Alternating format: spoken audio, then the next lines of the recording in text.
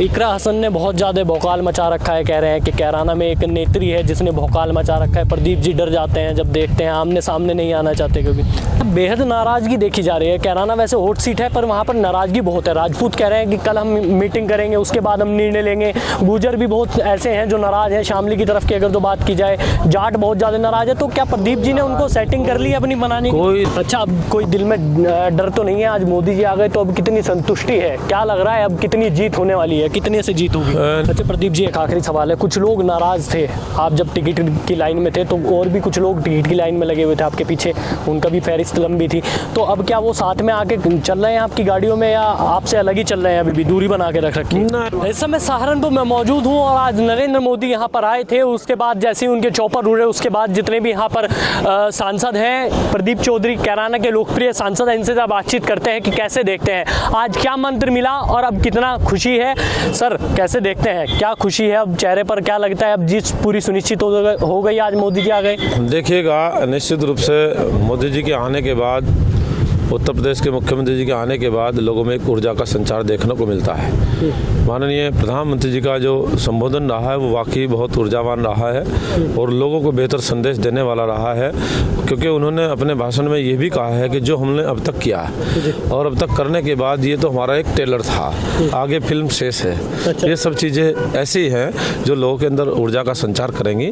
और 400 पार का जो लक्ष्य मोदी जी ने हमारे परिवार के मुखिया ने दिया है और उसके लिए आह्वान करने का काम किया है, उसके लिए सभी लगेंगे और जुटे हुए हैं। सभी लोग जहाँ तक नहीं पहुँच पाए वहाँ तक भी पहुँचने का प्रयास किया जा रहा है। सभी लोग बड़े ऊर्जावान तरीके से लगे हैं और अच्छा परिणाम निकालने के लिए लगे हैं। अच्छा, मेरा एक और सवाल है। आपके यहाँ के नाहिद हसन है, देखा होगा आपने, अभी 2-3 दिन पहले सरसावा आए थे, उन्होंने एक प्रोग्राम करा था, वहाँ पर कार्यालय खोला था। तो उन्होंने ये कहा है कि मेरे अगर जो किसी कार्यकर्ता को छेड़ेंगे तो बहुत गलत हो जाएगा। आपने सुनी होगी वो उनकी भाषा। वो खुद ही बचते फिर रहे हैं। बहुत सारे मुकदमे, बहुत सारे उनके घटनाक्रम ऐसे रहे हैं उनकी सरकार के दौरान। उनके खुद के लोग त्रस्त थे, उनकी सरकार में दुखी थे, लोग पलायन को लेकर मजबूर थे। गुंडागर्दी दुनिया भर की होती थी और गुंडे थाने तहसीलों को चलाने का काम करते थे। महिला बाजार तक जा नहीं सकती थी। ऐसे ऐसे घटनाक्रम रहे उनकी सरकार के दौरान। पहले वो अपने गिरवान में झांक करके देखे, तब दूसरों की बात करने के बाद। किसी को टच करने की बात तो वो अलग बात है, लेकिन भारतीय जनता पार्टी के साथ अगर किसी भी प्रकार की किसी भी पार्टी के व्यक्ति ने जरा सी भी कोई गलती करने की कोशिश की, उसको हम बर्दाश्त नहीं करेंगे। अच्छा, बेहद नाराजगी देखी जा रही है। कैराना वैसे हॉट सीट है पर वहाँ पर नाराजगी बहुत है। राजपूत कह रहे हैं कि कल हम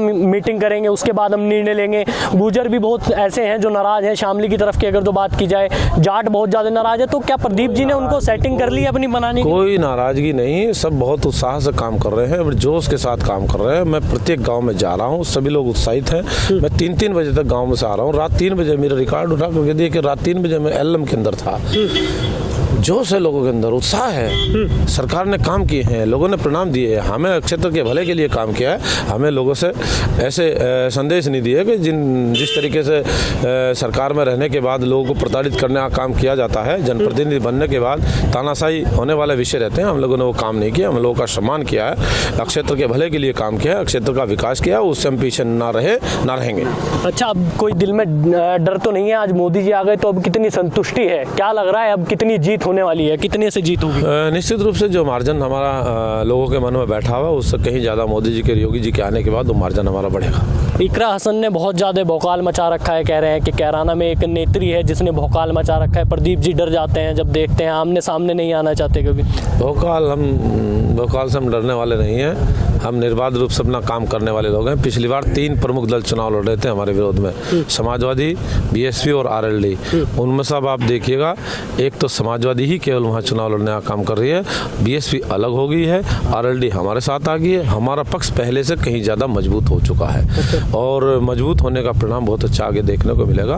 वो कुछ भी अपने आप को माने, लेकिन जनता मोदी जी के साथ है, भारतीय जनता पार्टी के साथ, एनडीए गठबंधन के साथ है और बेहतर परिणाम निकालने के लिए इंतजार कर रही है कि 19 तारीख हमारे बीच में जल्दी से जल्दी आ जाए और मशीनों के अंदर अपने वोट को बंद करने का काम कर दें। अच्छा प्रदीप जी, एक आखिरी सवाल है। कुछ लोग नाराज थे आप जब टिकट की लाइन में थे, तो और भी कुछ लोग टिकट की लाइन में लगे हुए थे आपके पीछे, उनका भी फहरिस्त लंबी थी।